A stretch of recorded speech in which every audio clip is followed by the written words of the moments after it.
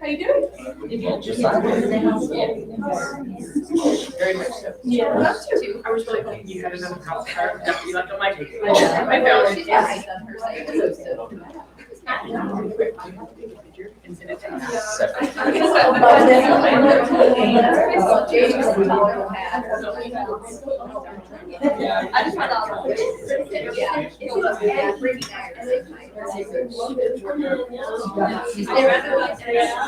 I have a feeling.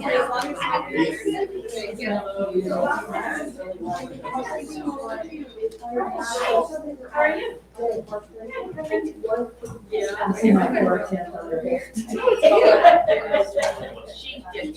I know, I walked out the door. Are you kidding me?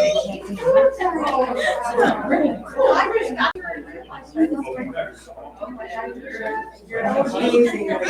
You were really oh.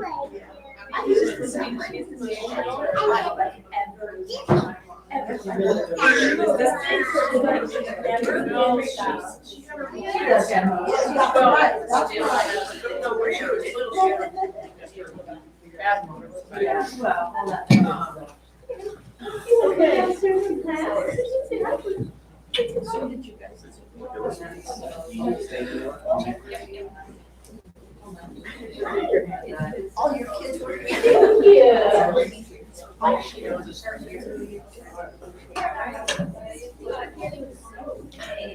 Only doing that one at a time.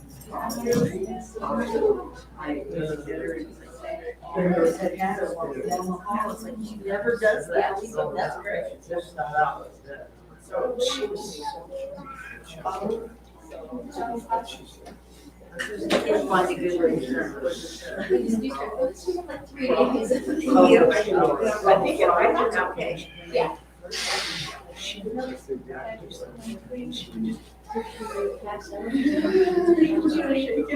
Yeah. So what did you stop? Did you?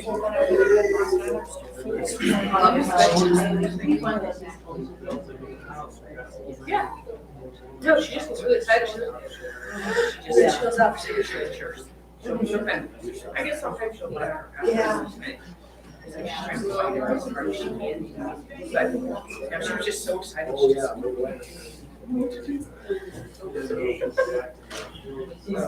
Yes, sir. He took me all the way to almost bedtime. Well, it didn't. Yeah. You were saying you was. I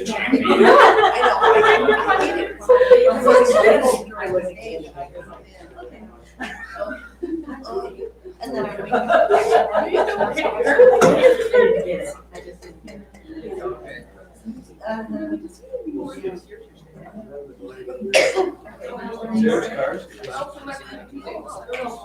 Probably. Yeah, he's only so much. Yeah. The same thing. He goes, hey.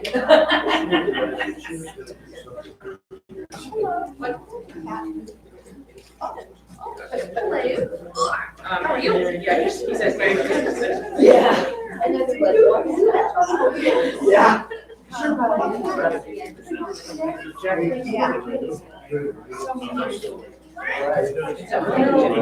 no, yeah, I didn't know we're not. Any other? Okay, how about you? How are all of you kiddos? She's still sick. No. Yeah. Morning. Morning. I hope they always.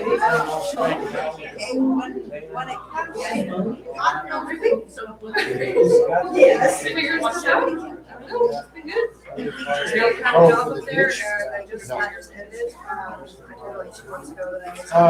I contacted the borough twice. I tried contacting the borough mayor.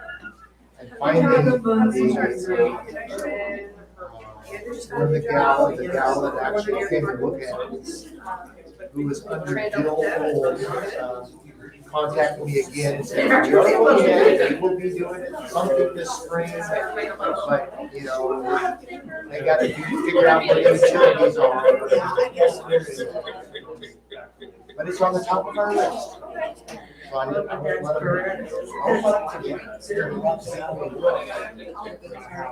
Look at this, it's all clean. Hardwood, yeah. Yeah, it's slim.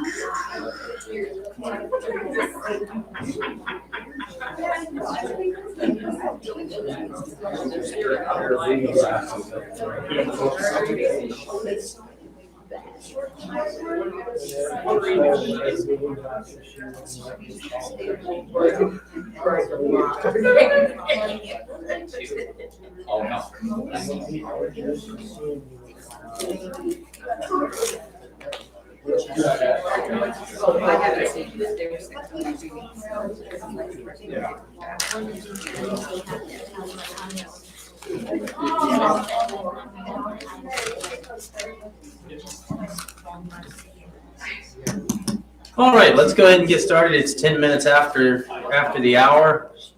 Does anybody have any announcements before we start class? And still,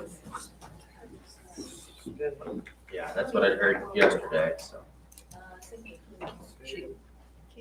Appreciating all the soups and good food. Thank everybody for that. And Mary got home okay, and the soup over there. Yeah. Chicken noodle soup. Fixes everything. And vertical. Yes, he says he went and got some pills Has it been going for a little while? since Friday night. Wow. Yeah, it didn't go. There's some exercise he does, and it seems to get better, and then it's, yeah, if it spins, I'm afraid she's gonna fall. Wow. Good. Well, it warmed up, and there's trucks in the ditch on North Fork, a few other spots where there's been trucks on the ditch. So, it's like, yeah, you know, everybody gets tired of the cold, but it warms up. Yeah. I told my wife, it's like, well, it was bound to happen. Gonna warm up, the roads are gonna get nasty. So,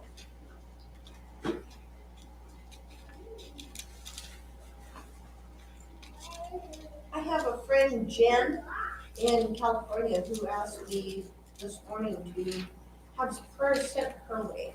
For what I don't know, she just asked me.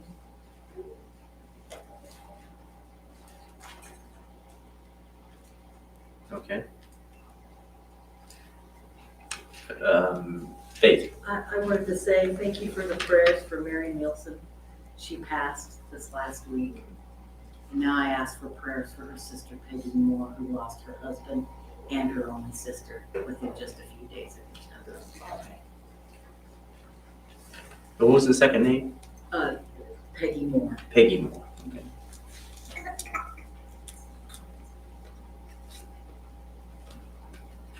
Prayers for Mala and the kids as they're traveling today from, from Wasilla, the kids. Wasilla to Cooper Landing, it said. Well, they meet in Cooper Landing Oh, okay. and the kids Yeah. often. Just prayers for the family.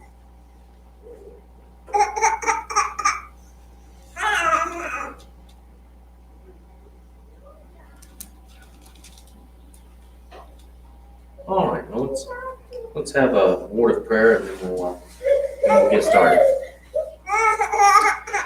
Dear Heavenly Father, we thank you for this opportunity we have to look at your word. We thank you for the opportunity to try and learn from the things that are recorded for us in your holy word. Be with those of our number that are unable to be here with us. Be with Anne as she's still dealing with vertigo. Be with her, help her to figure out ways to treat that reoccurring problem, and be with Mary as she continues to heal from her surgery and has a long recovery road. Be with Candy's friend, Jen, in California, with whatever difficulty she's facing.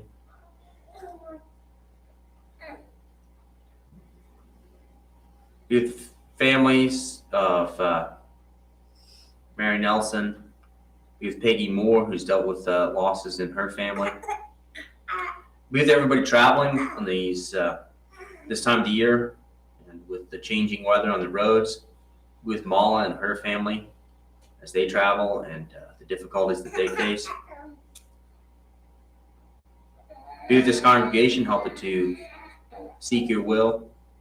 Help this time of class to be educational, help us to take away things that will be useful to us from this. We thank you most of all for Jesus. It's in his name that we offer these prayers. Amen.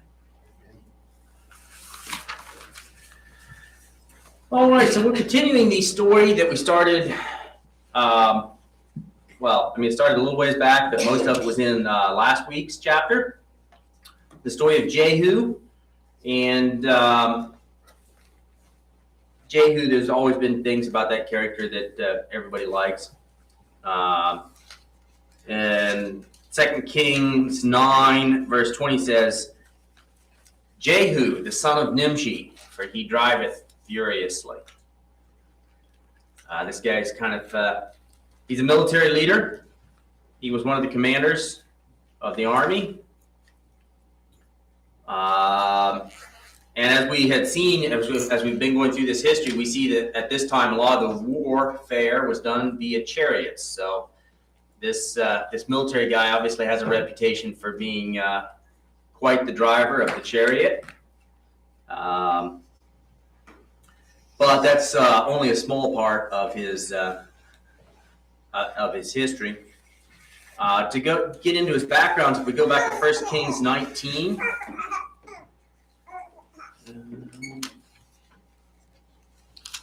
We see him first mentioned in verse 15. The Lord mentions him to Elijah, and this is when Elijah has fled to the cave.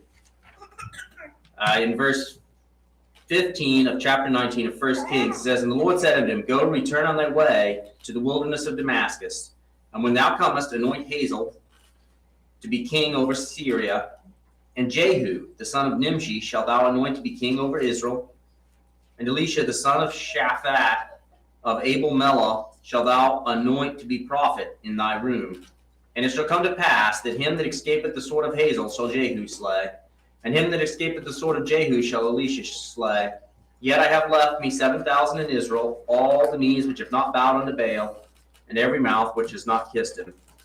So you see back there, sometime back when we studied that he was anointed, he was to be anointed to be king over Israel.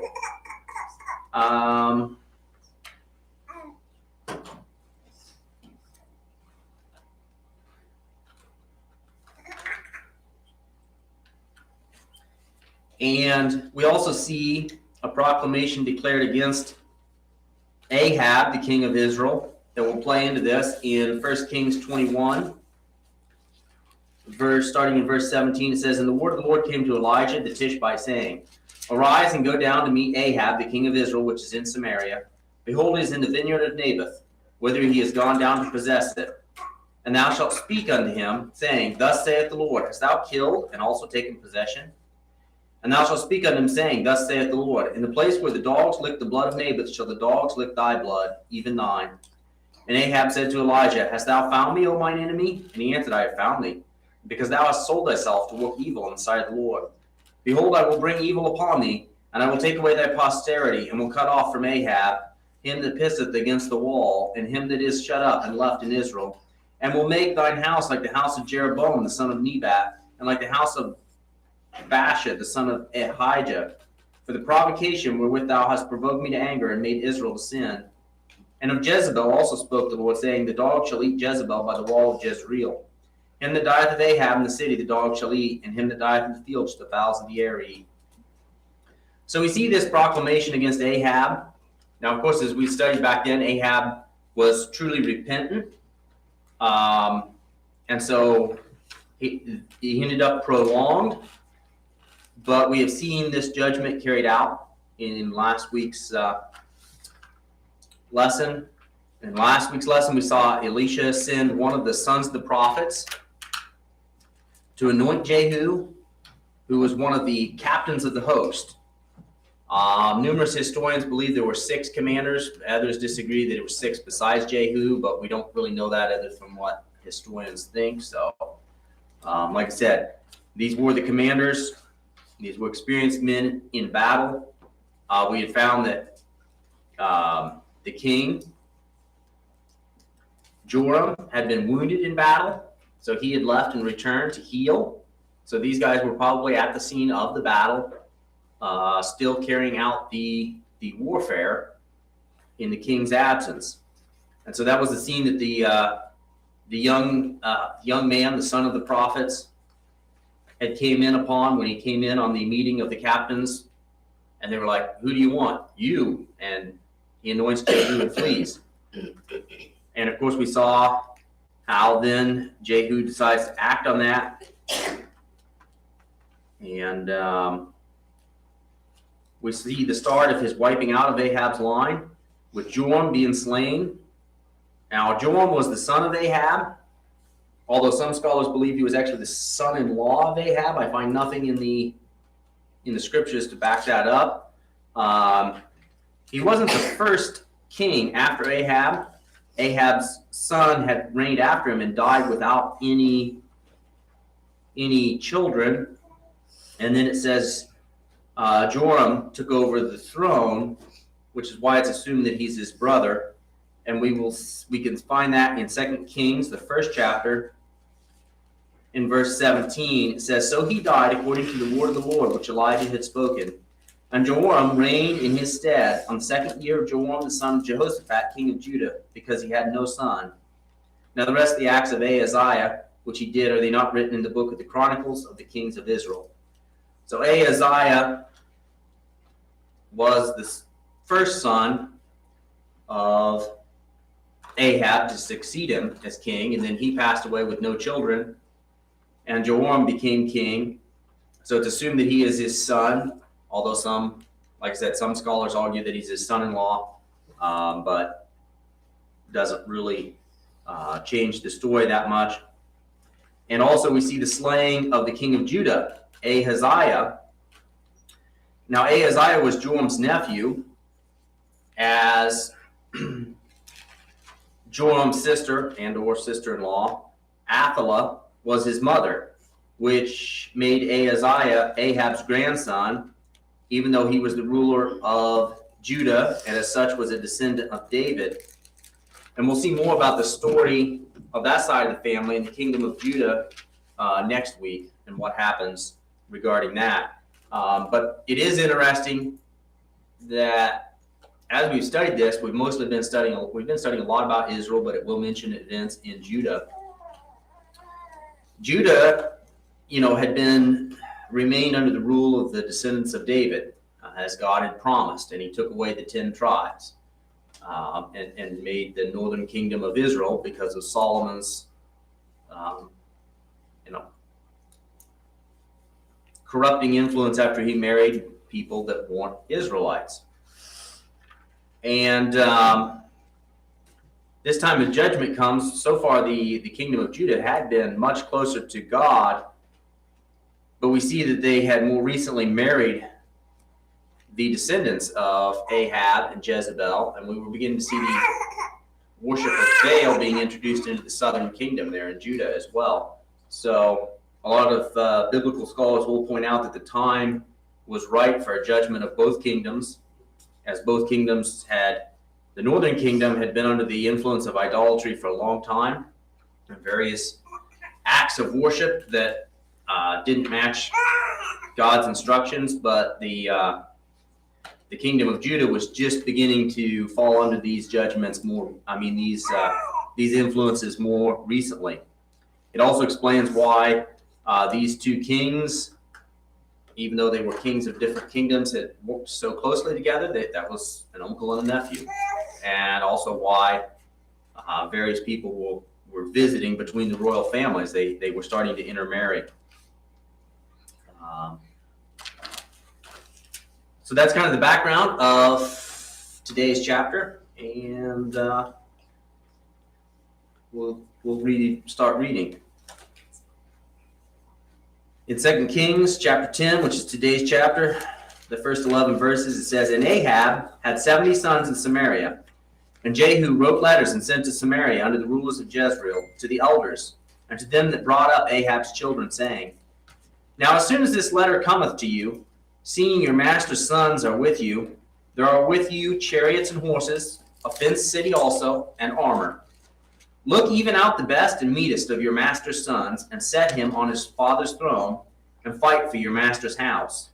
But they were exceedingly afraid, and said, Behold, 2 kings have stood not before him. How then shall we stand? And he that was over the house, and he that was over the city, and the elders also, and the bringers up of the children, sent to Jehu, saying, We are thy servants, and will do all that thou shalt bid us. We will not make any king. Do thou that which is good in thine eyes. Then he wrote a letter the second time to them, saying, If ye be mine, and if ye will hearken unto my voice, take ye the heads of the men, your master's sons, and come to me to Jezreel by tomorrow this time. Now the king's sons, being 70 persons, were with the great men of the city, which brought them up. And it came to pass, when the letter came to them, that they took the king's sons and slew 70 persons, and put their heads in baskets, and sent them to Jezreel. And there came a messenger and told him, saying, They have brought the heads of the king's sons. And he said, Lay ye them in 2 heaps at the entering of the gate until the morning. And it came to pass in the morning that he went out and stood, and said to all the people, Ye be righteous. Behold, I conspired against my master, and slew him. But who slew all these? Know now that there shall fall unto the earth nothing of the word of the Lord, which the Lord spoke concerning the house of Ahab. For the Lord hath done that which he spoke by his servant Elijah. So Jehu slew all the remainder of the house of Ahab in Jezreel, and all his great men, and his kinsfolk, and his priests, until he left him none that remaining. So we see he sends this letter, and he tells these elders of the city, and the historian Josephus records it as 2 letters, one sent to the people that raised the children, and one to the elders of the city. The scripture says 1 letter. Whether it's 1 letter and maybe there were just 2 copies of the same letter sent to both, we don't know. But he tells them, you've got everything here. You've got the king's sons, you've got armor, you've got a fortified city. Make the best one king and stand against me. And they're like, no, 2 kings have fallen to you already. We're your servants. We'll do whatever you want. And so he sends a second letter. Well, if you want to do whatever I want, then kill all of Ahab's sons. And of course, scholars disagree as to whether these were actual sons, because at this point Ahab has been deceased for about 14 years. And it's possible, being a king, that he had a large harem and had 70 sons. It also could just mean descendants of Ahab, because the Bible oftentimes uses the term sons that would include sons, grandsons, and so forth. It's not clear. It doesn't really change the story that they were definitely descendants of Ahab's, and they were going to cut the line of Ahab off.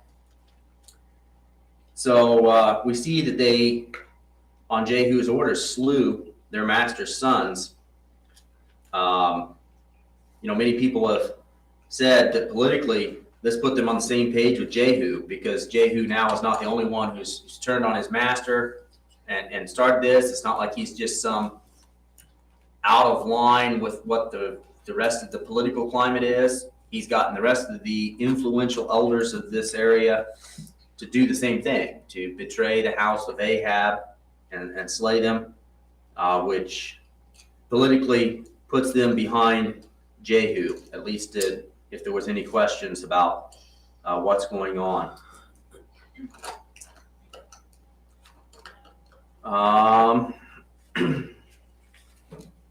So, any questions in regards to that part of the story?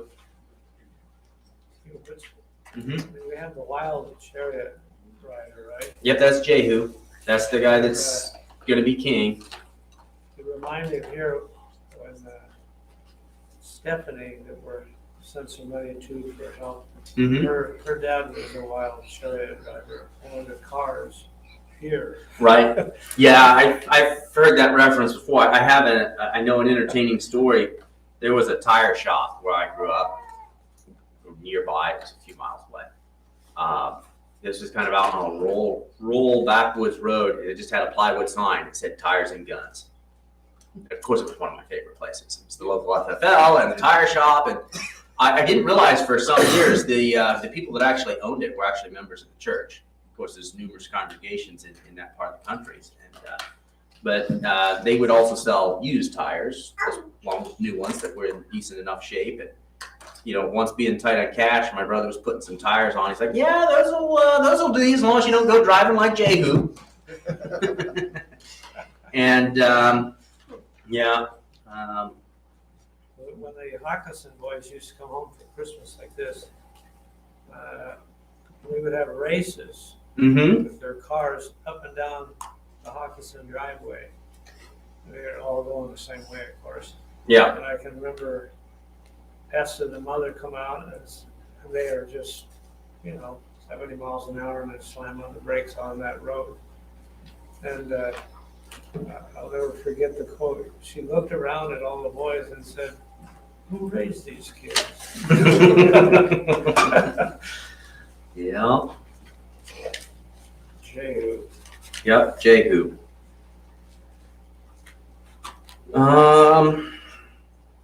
Continuing in verse 12, it says, "And he arose and departed and came to Samaria. And as he was at the shearing house in the way, Jehu met with the brethren of Ahaziah, king of Judah, and said, 'Who are you?' And they answered, 'We are the brethren of Ahaziah. We go down to salute the children of the king and queen.' And he said, 'Take them alive.' And they took them alive and slew them at the pit of the shearing house, even 42 men, neither left he any of them." So these were from the kingdom of Judah, the brethren. Now, once again, just like sons, they're not sure if they were actually brothers or just, nephews and relatives. The brethren of Ahaziah, the king of Judah, which, remember, as I pointed out earlier, Ahaziah's mother was Athaliah, which was the daughter of Jezebel and Ahab. So at this point, these are also the descendants of Ahab, and they happen to be going down to visit the children of the king and the children of the queen. So they were coming from Judah to visit the 70 people that Jehu had just slain. So obviously, word had not gotten to them of everything since they were traveling. Days before cell phones and the news and the radio, and it seems that they kind of stumbled into a bad place. They met Jehu and they told him who they were. So they were slain as well.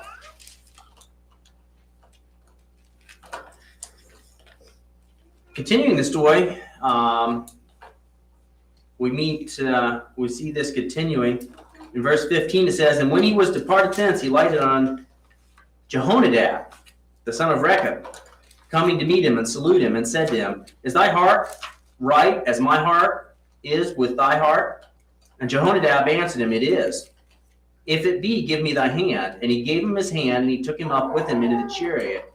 And he said, Come with me and see my zeal for the Lord. And so they made him ride in his chariot. And when he came to Samaria, he slew all that remained unto Ahab in Samaria, till he had destroyed him, according to the saying of the Lord, which he spoke to Elijah."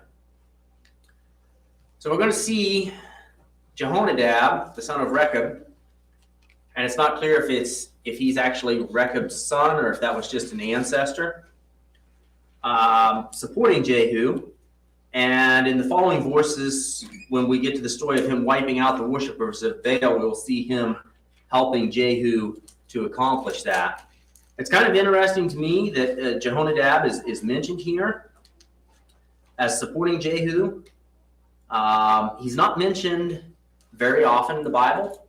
He is mentioned in Jeremiah 35. The Recobytes, as they were known as, the people that refused to drink wine and or live in houses, were the descendants of this man. And in Jeremiah, they actually say they don't drink wine because that was the instruction of Jehonadab. So it's this same character. Some scholars believe he may be included in this account because he was well known because of his fervor for the Lord. The account in Jeremiah is at least 240 years later. So 240 years from when this is written, his children are still following in his ways. So it's possible that he was mentioned here because, obviously he helped Jehu, but Jehu must have had other people helping him. And here's somebody who has no royal lineage and isn't really mentioned anywhere else in the Bible, but he must have been somebody that they felt the readers would know who he was. So it's interesting. I did a little studying on it. Jehonadab, which is also spelled with one less syllable in Jeremiah, but scholars agree that it is the same person. And he was a Recobyte. It says he was the son of Rechab. As I said, they don't know if he was the direct son or just a descendant of him. The Recobytes were Kenites. They were the descendants of Moses' father-in-law. And we can see that in Judges chapter 1.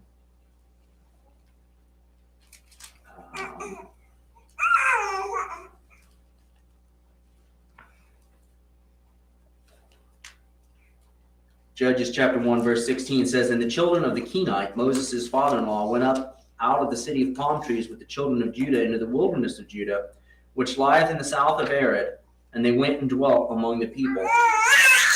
And we also can read about them in the lineage given in 1 Chronicles chapter 2, at the very end of that chapter.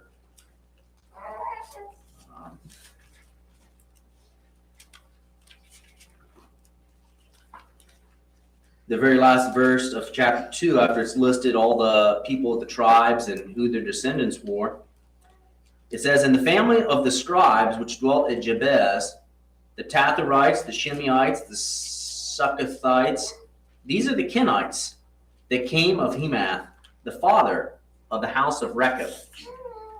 So here we see that the Kenites were the descendants of Moses' father-in-law. That was mentioned in Judges.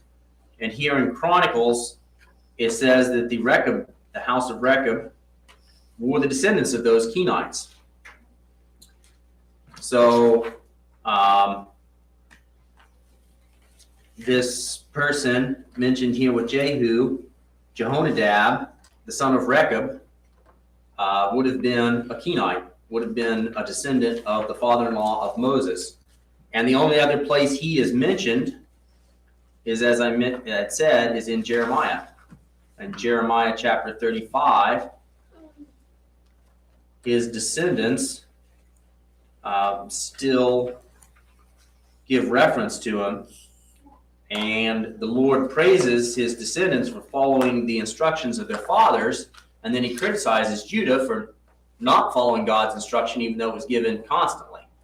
And we have looked at that before, and I'll read it again. I think we have time.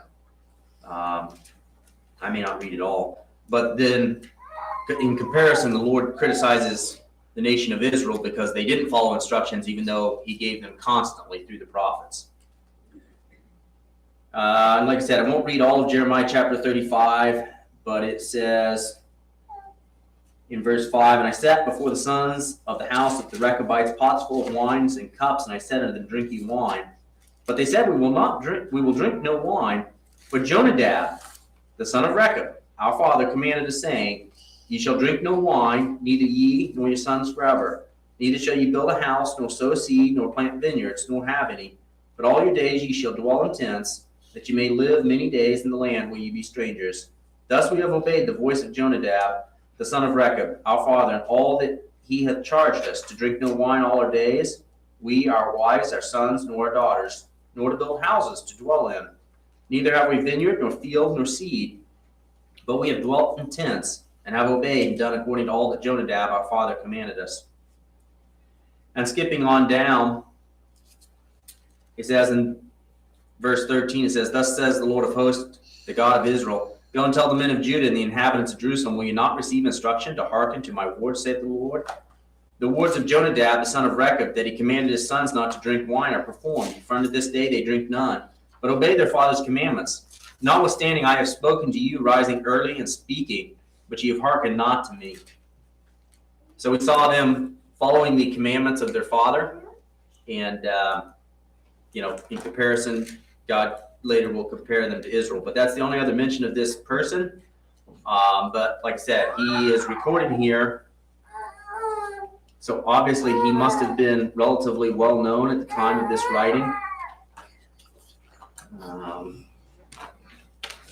So it's fascinating that he comes into this story, and here we'll see what he helps Jehu to do. Continuing in verse 18, it says, "And Jehu gathered all the people together and said unto them, Ahab served Baal a little, but Jehu shall serve him much.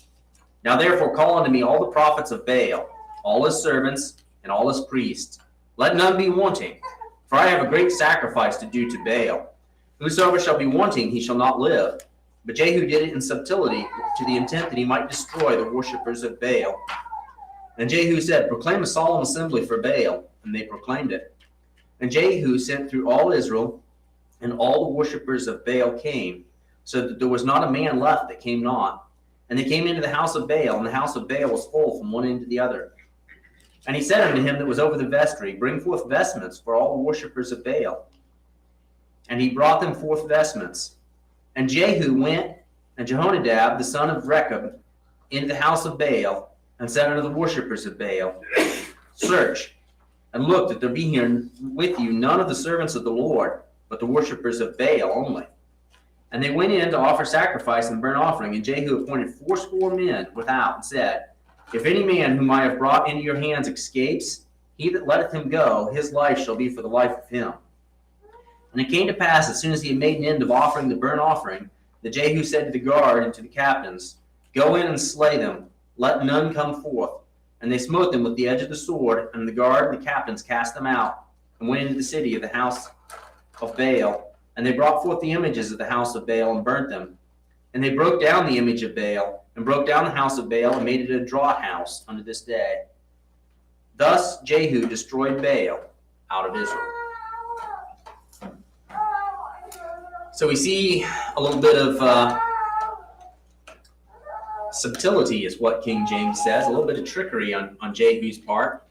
And you've got to remember this guy was a military commander.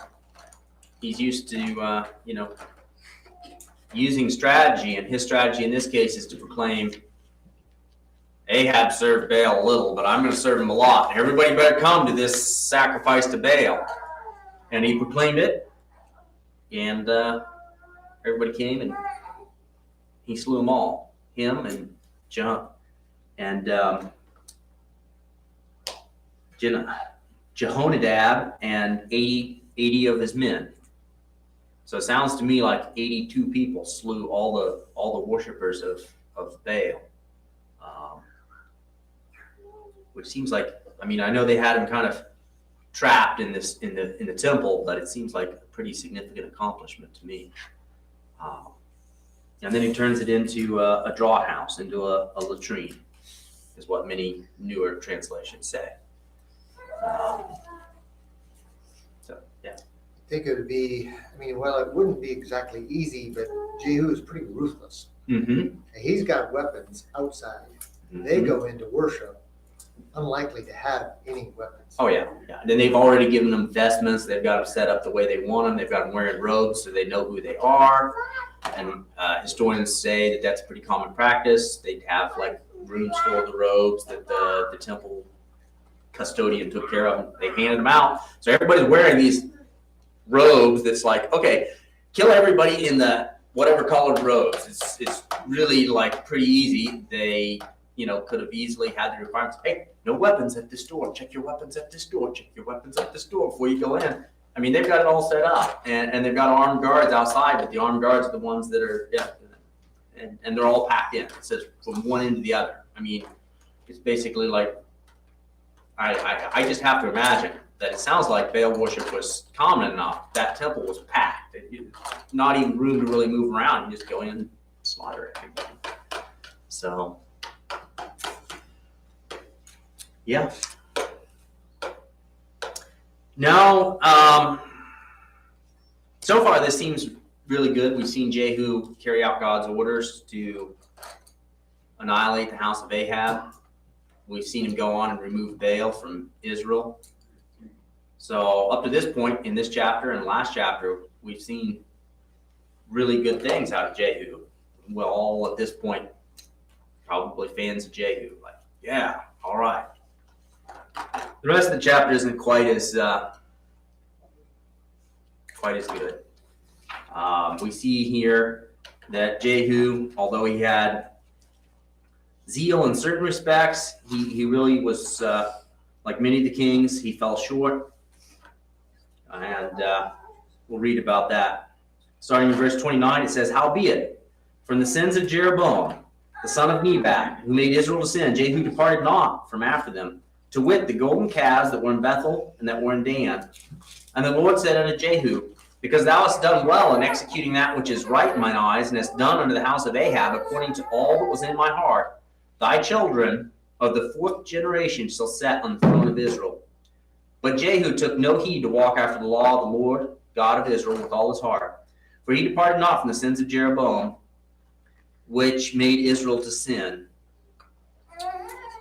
So we see here the sad commentary that he did not walk, and he took no heed to walk after God's law.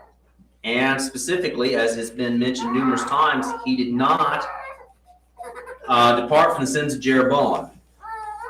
I have notes here somewhere as to what Jeroboam's sin was. If we go to 1 Kings 12, we can read that. It hasn't been that long ago that we studied it, so many of us will remember it.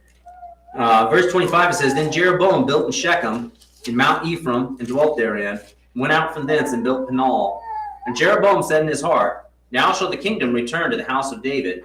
If this people go up to do sacrifice in the house of the Lord at Jerusalem, then shall the heart of this people turn again unto their Lord, even unto Rehoboam, king of Judah. And they shall kill me and go again to Rehoboam, king of Judah. Whereupon the king took counsel and made 2 calves of gold, and said unto them, It is too much for you to go to Jerusalem. Behold thy gods, O Israel, which brought thee up out of the land of Egypt. And he set one in Bethel, and the other put he in Dan. And this thing became a sin, for the people went to worship before the one, even unto Dan. And he made a house of high places, and made priests of the lowest of the people, which were not of the sons of Levi. And Jeroboam ordained a feast in the 8th month, and the 15th day of the month, like unto the feast that is in Judah. And he offered upon the altar, so did he in Bethel, sacrificing unto the calves that he had made. And he placed in Bethel the priest of the high places which he had made. So he offered on the altar which he had made in Bethel on the 15th day of the 8th month, even in the month which he had devised of his own heart, and ordained a feast unto the children of Israel. And he offered on the altar and burnt incense. Now I remember when we studied this, it was questionable, and some scholars do question it, what exactly Jeroboam is up to. It always seems like his sin afterwards is always counted separately from Baal and Asheroth and the worshiping of other gods. And most scholars agree, although, like I said, it's not 100%. It was kind of the same when we studied it. We weren't 100% sure, but most of us believe he set up these golden calves and said, these are God. And he set them up as idols to worship God. He did not create a new God. He was trying to convince people to worship these idols as representation of God, of Jehovah, the Lord of Israel.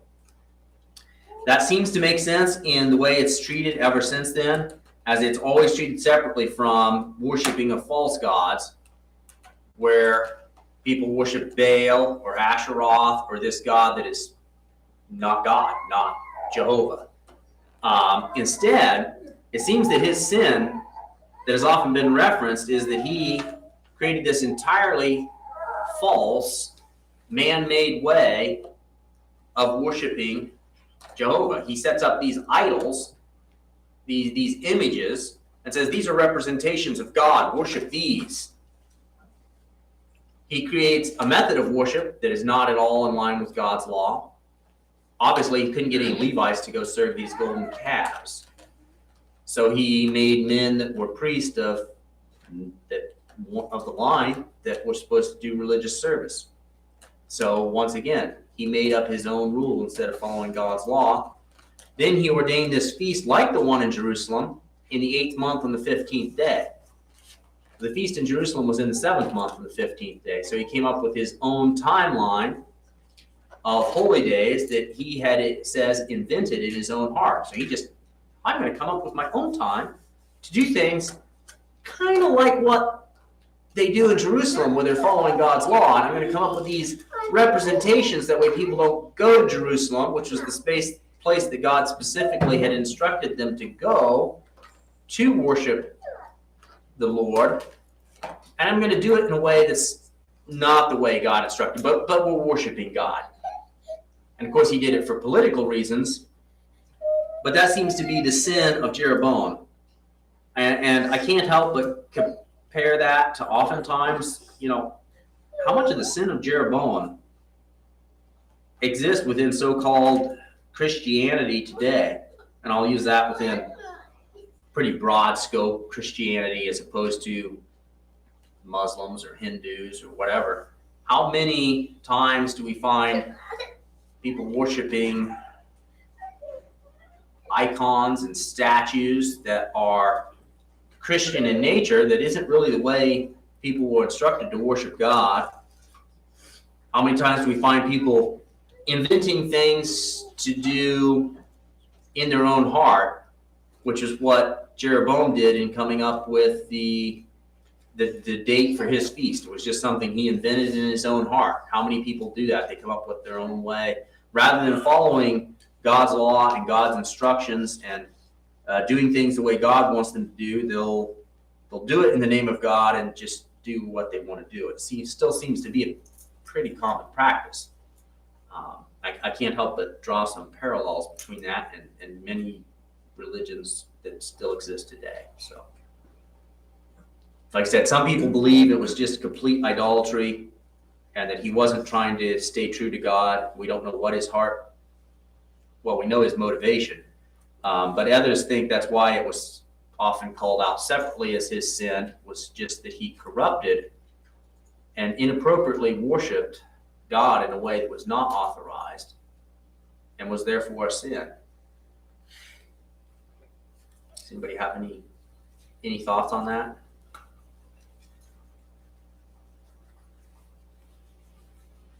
I mean, we still see that today, even in the New Testament, people not wanting to follow God's instructions. So in that time frame, under the Old Testament, they had even more detailed instructions than we have, and he couldn't follow those detailed instructions.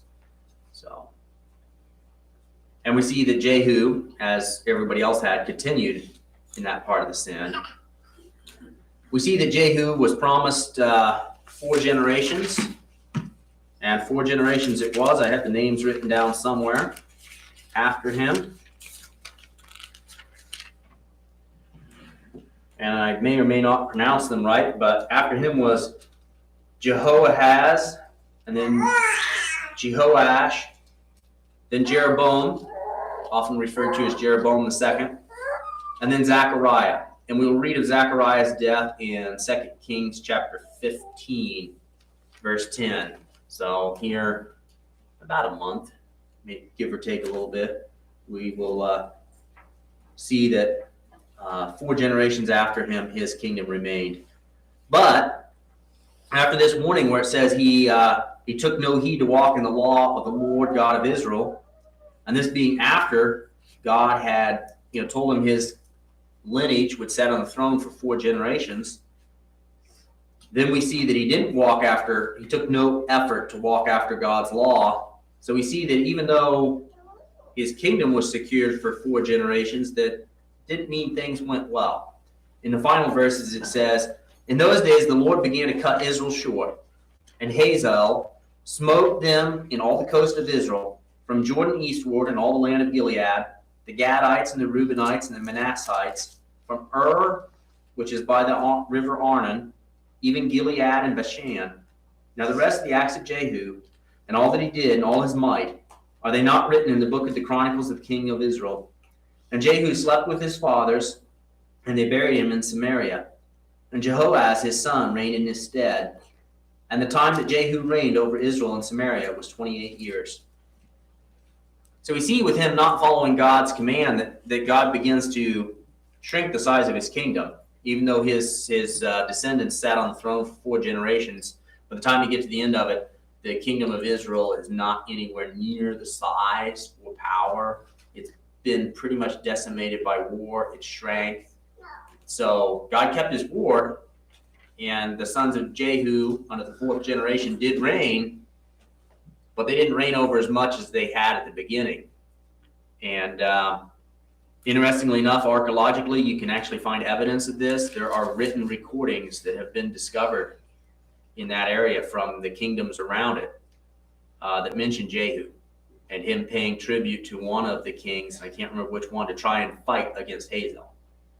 So he actually ended up later on paying other kingdoms and trying military strategies like that in order to ward off Heziah. And of course that matches what we read. Heziah, the king of Damascus, I want to say. Anyway, wherever he's king of, began to take over, and there is written archaeological evidence of that happening. So, any final questions?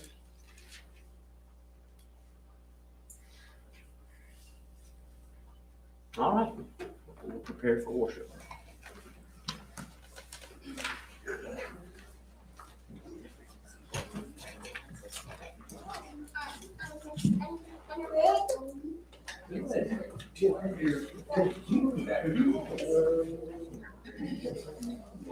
I got that. I understand that.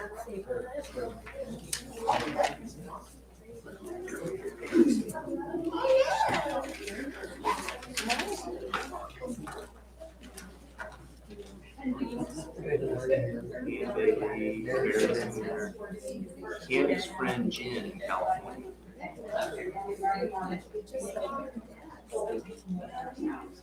But it's like, good. I do. Yeah, Mary Nelson. Might be better. Peggy. It does. That makes it.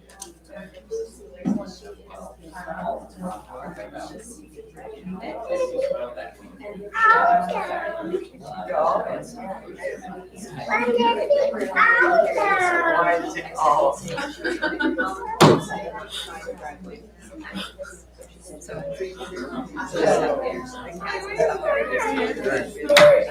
they actually recorded the whole thing. I don't know. I don't want to get out of it.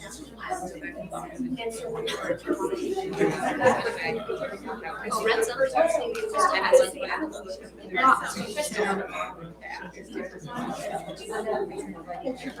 I guess I'm doing that.